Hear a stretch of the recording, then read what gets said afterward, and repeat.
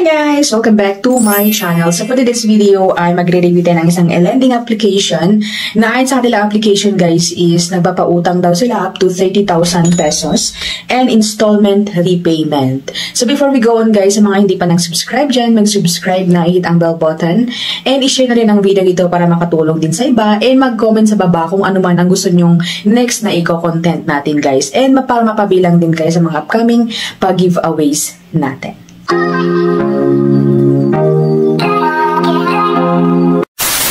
Welcome and welcome back to my channel. So for today's video nga is magre-review tayo ng isang lending application na nagpapautang daw up to 30,000 pesos and installment repayment. And ayon din sa kanila ay get 30,000 pesos installment with only 5-minute application. Ayan. And ayon sa kanilang about application ay loan amount from 5,000 to 60,000 and loan tenure or loan term ito is 181 days daw. Ayan, and with minimal processing fee and interest of 30%. So let's see guys kung gaano ba katotoo ang kanilang nilalagay dito sa application na ito. Ayan. So ang lending application pala na ito guys ay si V Plus Pera Agad Cash Loan. Ayan. And powered by Philippine Vastness Lending Corporation na meron silang 4.8 stars and 24,000 reviews. Ayan. And then after natin i-download si V Plus, ayan, ay makikita agad-agad natin dito ang kanilang welcome. So, maximum loan amount up to 50,000 pesos and interest rate 0.05% per day and loan term is 121 days. And kung mapapansin nyo guys na sa kanilang dashboard ay makikita dito yung logo ng Security and Exchange Commission and AMLC. So, parang legit or let's see guys, okay? So, tap natin yung apply, ayan, and mag-ask sila ng ating phone number para syempre, magbigay sila ng code. Ayan. And tap natin yung sign up or sign in. Ayan. And after which ay ang kanilang privacy statement.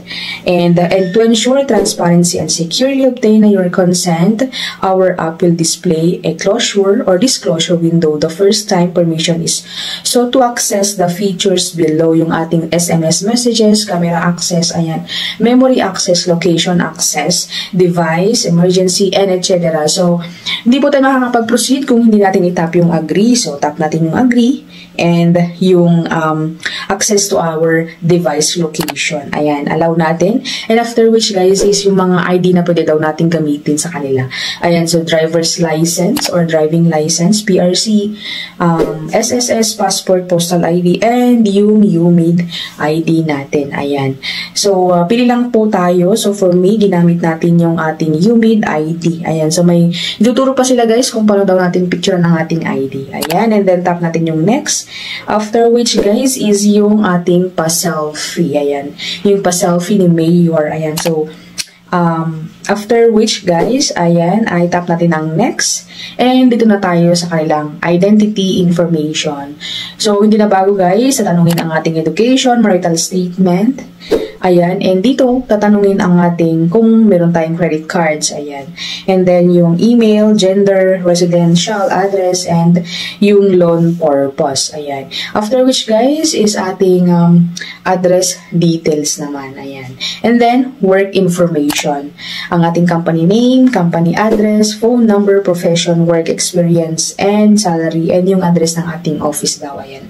So, si V Plus, guys, ay nangangailangan siya ng 5 na emergency contacts. Ayan. So, may arrow dyan na pindutin natin para mag-proceed tayo sa ating phone book. Ayan. And then, pipili daw tayo dun kung sino-sino ang ating ilalagay dito. And of course, ay pakiremind ang ating mga nilalagay dito na mga contact reference.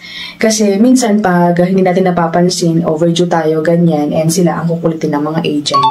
Ayan, so lagatin natin ang ating relationship, contact information, ayan, and then save natin. After which ay ang ating withdrawal information. Ayan, so tumatanggap sila ng e-wallet and bank card. Ayan, so select your recipient wallet or e-wallet. So, pwede ang GCash, ganyan. So, for me is GCash na lang. And then, after which, guys, is submit. Click natin ang submit. Ayan. So, by the way guys, sa withdrawal information pala, kunyari pag sa GCash is yung pangalan mo mismo or dapat yung GCash mo mismo, hindi ka pwedeng gumamit ng ibang GCash kasi mag-e-error yung system nila. Ganun guys, okay? So, click natin yung submit. Ayan. So, dito na guys, makikita natin dito yung pwede nilang pautang sa atin. Ayan. So, approve po tayo ng amount of 3,000 pesos. Ayan. And loan term nito is 121 days daw. Ayan. So, makikita natin dito, 0% interest. Ayan. Service fee. Ayan. Bonggang-bongga na 1,140. And wala na silang ibang ibabawas pa. So, bali yung ibabawas is yung service fee, which is 1,140. So, ang marireceive daw natin, 1,860.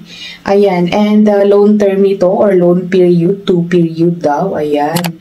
So, let's see guys, or papakita ko sa inyo, ayan sa screen, na yung sinabi kanina guys na 121 days ay hindi po yung totoo. Kasi ang due date po nito guys is February 15. Ayan. So, kung bibilangin mo hanggang sa 15 is 7 days po ang ating first payment. And kung pansin nyo guys, na sa first payment is 2,970, almost bayad na po tayo. So, may matitira na 30 pesos na babayaran mo after 21 days. Ayan.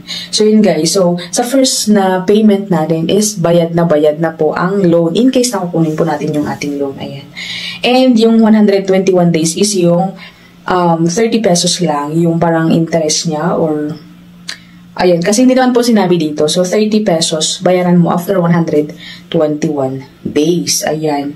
So, yun po guys. Sabi dito, repay the one period installment on time. The second period installment will be waived. After 21 days siguro. 121 days, I mean. Ayan guys. So, nasa inyo guys, ano masasabi nyo? Okay ba siya or hindi? Pero for me, hindi ko po siya may re-recommend since 7 days po ang repayment date nito after 7 days at yung service fee niya is apakalaki. So, sobrang sasakit ang ating bulsa. So, by the way, nasa inyo guys kung gusto pa rin ninyong itry. Ayan. Pero for me is ito po ang aking review sa kanila. Hindi ko po siya may re-recommend sa inyo. Bagaman 0 interest pero medyo malaki. At umaaray ang ating bulsa sa kanilang service charge. Ayan, or service fee. So, comment down below kung okay ba sa inyo or hindi guys. So, that's it. Our review for V Plus Lending Incorporated or lending application for today. And I hope na nakatulong sa mga naghahanap ng utangan ngayong 2024. See you on my next video. Bye!